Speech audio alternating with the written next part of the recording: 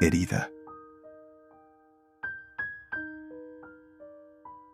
Herida de ala rota, incapaz de abandonarme, herida en su raíz cuando llora, grabada en mi carne con su letra de sangre, en un fragmento sin hora y sin nadie.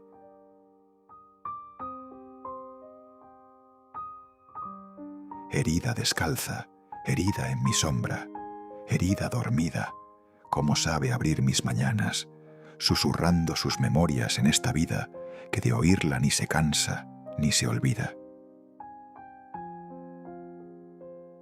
Herida en mis manos, vacías en sus llagas amargas, herida a cincel lento que construye este santuario donde me convierto en el rezo de ese rosario del que soy preso, cuando es la herida la que habla desde su silencio.